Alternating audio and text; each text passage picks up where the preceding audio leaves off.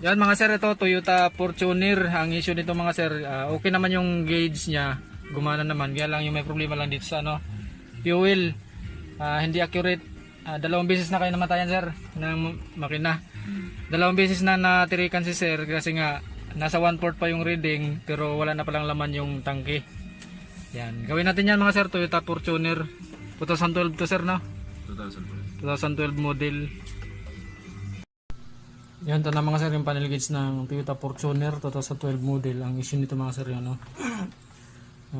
Kadalasang issue ng mga ganitong modelo mga sir, fuel gauge nya, dalawang beses na tumirik na yung sasakyan dahil umasa na may gas pa. Nasa 1/4 pa daw kasi yung sa gauge pero wala na palang laman sa tangke. Pinababa daw na mayari yung tangke, pinacheck yung floater pati fuel pump, wala naman daw problema.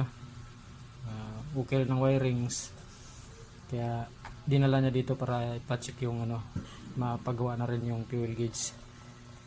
Yan. Gawin natin ito mga sir. Toyota Fortuner 2012 model, fuel issue, 1/4 pero empty na sa tangke.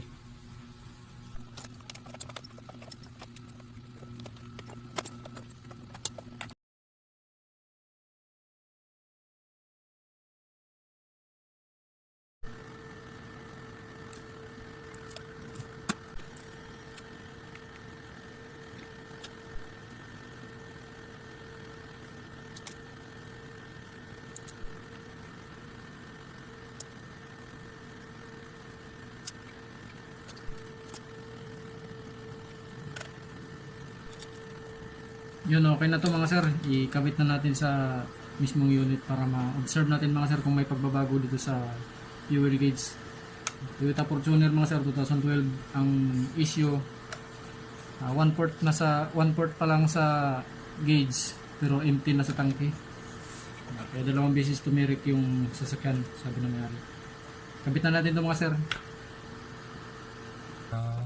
Yan mga sir, okay na mga sir yung nagbago na yung yung kanina nasa taas ng kalahati, ngayon bumaba na siya yung sa fuel gauge ng Toyota Fortuner. Tapos dito mga sir 267 kanina, ngayon nag 235 na lang sa range niya. Yan, observe mo lang to sir, no? Update mo na lang ako.